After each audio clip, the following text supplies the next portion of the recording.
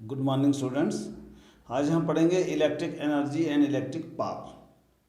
आपने एनर्जी पढ़ी थी 6th क्लास में कि energy is the capacity to do work. फिर आपने पढ़ा कि अलग अलग तरह की एनर्जीज हैं और अलग अलग उनके यूनिट्स भी पढ़े थे। जूल पढ़ा होगा, कैलोरी पढ़ा होगा, वाट पढ़ा होगा।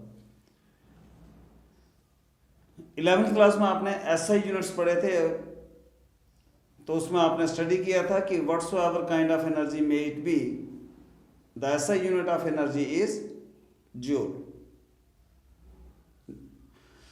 अब इलेक्ट्रिक एनर्जी की बात करते हैं तो इलेक्ट्रिक एनर्जी क्या होती है? इलेक्ट्रिक एनर्जी है कि work done are the energy supplied by a battery और a source of EMF in maintaining the current in an electric circuit. इससे पहले थोड़ी सी बात हम ईएमएफ की कर रहे हैं। EMF electromotive force. Electromotive force जो क्या होती है? इलेक्ट्रोमोटिव फोर्स होती है, it is the energy provided by a cell और a battery per coulomb charge passing through it. उसके बीच में पर कूलम चार्ज कितना पास हो रहा है, उतनी energy that is provided by the cell और ए बैटरी, जो एक सोर्स है।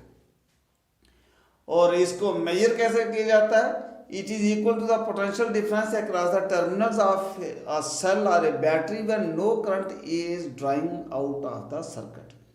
एक बिजली का सर्किट जिसमें से कोई भी करंट ड्रा नहीं हो रही है, उसमें से करंट कोई फ्लो नहीं हो रही है, उस समय एक सेल या एक बैटरी के दोनों टर्मिनल जो होते हैं, एक प्लस एक माइनस जो लिखा होता है, उन दोनों के अक्रॉस कितना पोटेंशियल डिफरेंस है, वो ईएमएफ कहलाती है उस सेल की और उस बैटरी की। तो हमने इलेक्ट्रिक एनर्जी में क्या कहा कि it is the total work done और the energy supplied by a cell और a battery which is a source of EMF in maintaining the electric current in the electric circuit for a given time. तो इस electric energy जो होती है, electric energy किसके बराबर हो जाएगी? Electric energy will be equal to electric energy will be equal to, हम W कहते हैं इसको, तो ये हो जाएगी V इंटू आई इंटू टी। पोटेंशियल डिफरेंस कितना है, करंट कितनी फ्लो हो रही है और कितने टाइम के लिए फ्लो हो रही है। तो इलेक्ट्रिक एनर्जी का यूनिट जो होता है, it is watt, no it is joule. क्योंकि एनर्जी जो है, कोई भी एनर्जी रहेगी उसका जो यूनिट होगा इट विल बी जूल। ऐसा unit of electric energy is joule. अब इसको आपने ध्यान में रखना, अभी इसके बारे में अभी और भी हम डिस्कस करेंगे। Now first of all let us take up the electric power. Electric power क्या होती है? तो electric power my dear students, it is the rate at which the energy is supplied by a source of EMF, or it is the rate at which work is done in maintaining the current in an electric circuit by a source of EMF or by a battery or a cell। तो electric power किसके बराबर हो जाएगी? Electric power हमने कहा कि it is the rate at which work done, तो electric power हो जाएगी W डिवाइडेड बाय T। अगर आपको W आपको परेशानी में डालने वाला तो आप ऐसे लीजिए, electric energy divided by time, ऐसे लिख सकते हैं।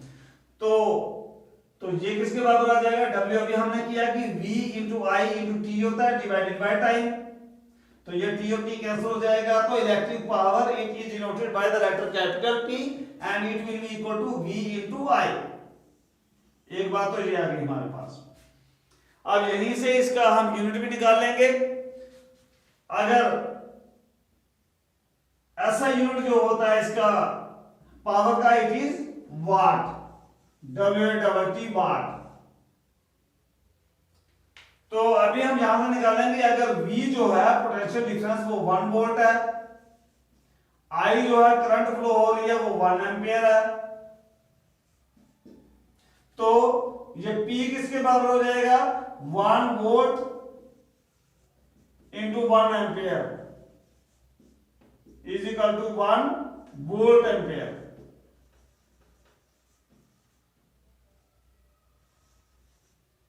और 1 वाट,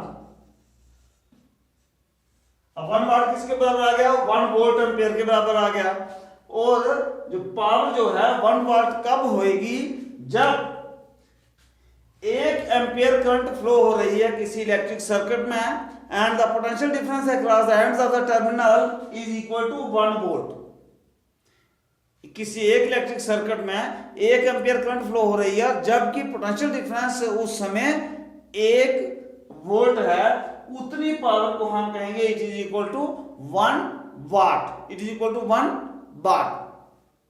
तो इसका कमर्शियल यूनिट जो होता है इसका जो अपने पावर का उसको हम हार्स पावर कहते हैं। जो आमतौर पर जो मोटर्स वगैरह आपने देखी होंगी वहां पर लिखा होगा कि कितने हार्स पावर की ये मोटर है, तो 1 हार्स पावर जो होती है ये इसका कमर्शियल यूनिट होता है, ऐसा यूनिट नहीं होता।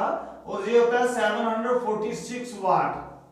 इसको ध्यान रखना, ये कभी कभी एक नंबर का पूछ लिया जाता है कि 1 horse power is equal to 746 watt. 1 horse power is equal to 746 watt. अच्छा, तो अब हम इलेक्ट्रिक एनर्जी में चलते हैं। तो यहां पर आपने लिखा है WIT, तो W is equal to P is equal to VI होता है ना, तो P is equal to VI होता है, तो यहां VI की जगह हम P लिख सकता हूं, तो ये होगा P इंटू T। इस तरह इलेक्ट्रिक एनर्जी जो होती है वो होती है पावर इंटू टाइम, की कितनी पावर उसमें से जो है कंज्यूम हो रही है और कितने टाइम के लिए हो रही है। तो ये एक 2 और एक ये 3 चीजें, ये जो 3 आपके दिमाग में क्लियर से आपके दिमाग में रहने चाहिए, कभी कभी काम आ सकते हैं। अच्छा, फिर इसका एक हम न्यूमेरिकल देख लेते हैं, छोटा सा रहा। एक न्यूमेरिकल आपको पूछा जा सकता है कि अगर एक 50 वाट का बल्ब आपने लगाया, 10 घंटे डेली चलेगा, 1 महीने में वो कितनी पावर कंज्यूम करेगा किलोवाट हावर में दिखाइए।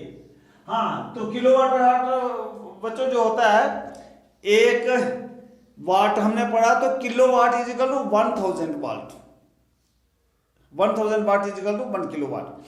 तो क्वेश्चन ये है कि एक बल्ब है वो 50 वाट का बल्ब है, 50 वाट उसके ऊपर लिखा है, तो 50 वाट है इसका मतलब ये इसकी पावर है। हाँ, तो टाइम कितना है, आपने उसको जगाना है 10 घंटे हर रोज जगाना है, 1 महीने के लिए 30 दिन का महीना है उसमें जगाना है। तो टाइम आपका आ गया 10 आवर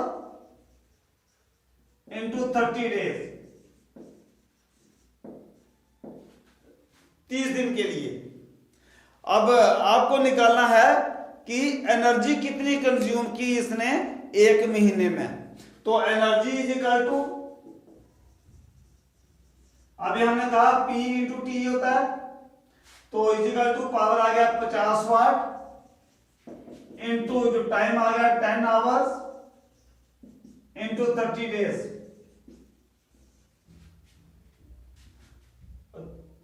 तो ये आ गया 5 3 15, 1 2 3 0, तो ये आ गया watt hour.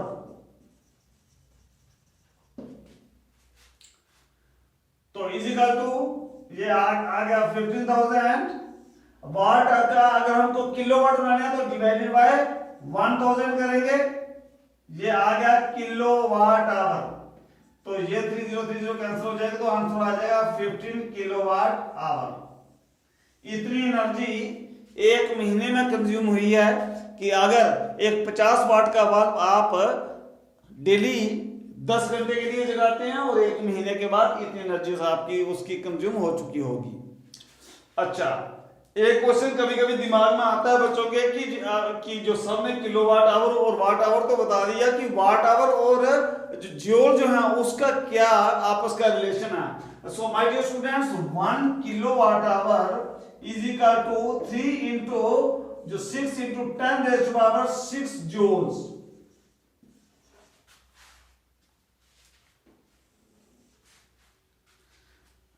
One kilowatt hour is equal to 3 into 6 3.6 into 10 raise to power 6 joule. ये आपस का संबंध है। So my dear students, this was all about the electric power, electric energy and something the relation between them and ऐसे एक दो आप अच्छे से न्यूमेरिकल्स खूब सारे निकाले ना, कहीं दिमाग में आपको कहीं कंफ्यूजन ना रह जाए। Even then if you are having any confusion in your mind, you can write down in the comment box. Thank you for watching this video. Stay home, stay safe.